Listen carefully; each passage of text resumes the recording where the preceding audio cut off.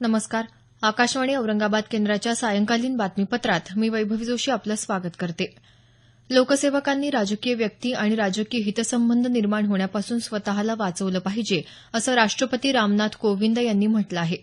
ते आज राष्ट्रपती भवनात मसुरू इथल्या लाल बहादूर शास्त्री राष्ट्रीय प्रशासकीय अकादमीच्या प्रशिक्षण कार्यक्रमात सहभागी अधिकाऱ्यांना संबोधित करत होते.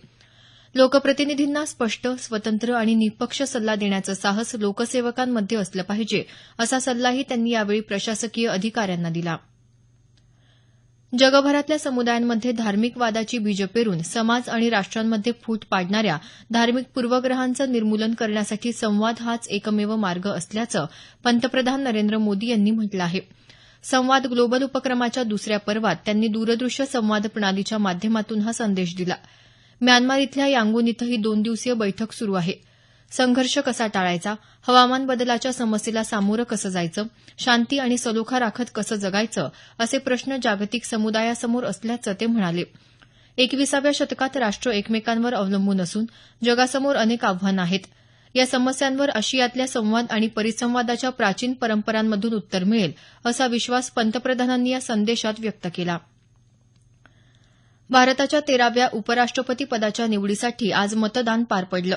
दिवसभरात 98.2% मतदान झाल्याचं याबाबतच्या वृत्तात म्हटलं आहे. थोड्याच वेळात मतमोजणी सुरू होणार असून संध्याकाळी 7 वाजेपर्यंत निकाल अपेक्षित आहे.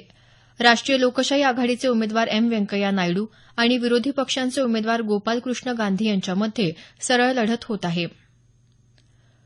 कौशल्य विकास कार्यक्रमासाठी ठाणे इथं उभारण्यात आलेल्या सिटी बँक सेंटरचं उद्घाटन आज कौशल्य विकास आणि उद्योजकता विकास मंत्री संभाजी पाटील निलंगेकर यांच्या हस्ते करण्यात आलं. या माध्यमातून सामाजिक उत्तरदायित्व निधीच्या माध्यमातून प्रथमच बँकिंग आणि वित्त क्षेत्रात 2000 प्रशिक्षणार्थींना कौशल्य विकासाचं प्रशिक्षण देऊन रोजगाराच्या संधी उपलब्ध करून देण्यात येणार आहेत. सामाजिक उत्तरदायित्व निधीच्या माध्यमातून साधारणपणे 2 कोटी रुपये सिटी बँक प्रशिक्षण आणि रोजगारासाठी खर्च करणार आहे. या प्रशिक्षणासाठी उभारण्यात आलेल्या ठाणे केंद्रात 1300 आणि पुणे केंद्रामध्ये 700 प्रशिक्षणार्थींना प्रशिक्षित केलं जाणार आहे. सन 2014-15 मधल्या पीक नुकसान भरपाई निधी वाटपात 2,93,00,000 अपहार केल्याप्रकरणी सातारा जिल्ह्यातल्या खटावचे तत्कालीन तहसीलदार आणि नंदुरबारचे सध्याचे उपजिल्हाधिकारी अमोल कांबळे यांच्यासह दोघांवर वडूज पोलीस ठाण्यात गुन्हा नोंदवण्यात आला आहे. कांबळे यांनी शेतकऱ्यांना निधी वाटप न करता तो विविध बँका आणि पतसंस्थांमधल्या नातेवाईकांच्या खात्यावर वर्ग करत ती रक्कम काढून घेतली होती. लातूर इथल्या केंद्रीय पोलीस राखीव दलाच्या प्रशिक्षण केंद्रातल्या 13व्या तुकडीचा दीक्षांत समारंभ प्राचार्य तथा पोलीस उपमहानिरीक्षक डी.जे. सिंह यांच्या प्रमुख उपस्थितीत पार पडला. यावेळी 170 जवानांना सेवा आणि समर्पणाची शपथ देण्यात आली. जवानांनी पथसंचलन करून अधिकाऱ्यांना मानवंदना दिली.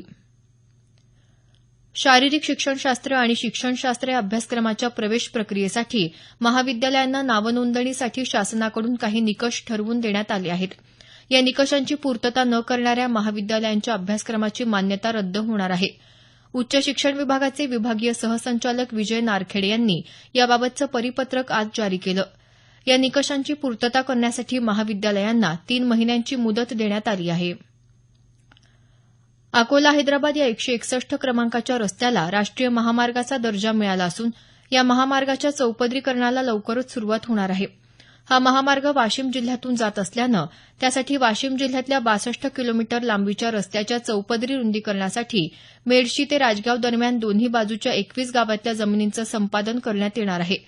अशा आशयाचं राजपत्र प्रकाशित करण्यात आलं आहे. भारत आणि श्रीलंकेदरम्यान कोलंबो इथं सुरू असलेल्या दुसऱ्या कसोटी क्रिकेट सामन्याच्या तिसऱ्या दिवसाचा खेळ संपला असून दिवसअखेर श्रीलंकेच्या दुसऱ्या डावात 2 बाद 109 धावा झाल्या. उमेश यादव आणि हार्दिक पंड्यानं प्रत्येकी 1 बळी घेतला. तत्पूर्वी श्रीलंकेचा पहिला डाव 183 धावांवर संपुष्टात आल्यानंतर भारतानं श्रीलंकेला फॉलोऑन दिला. भारत 230 धावांनी आघाडीवर आहे. याबरोबरच हे बातमीपत्र संपलं. आमचं यानंतरचं बातमीपत्र उद्या सकाळी 6:50 मिनिटांनी.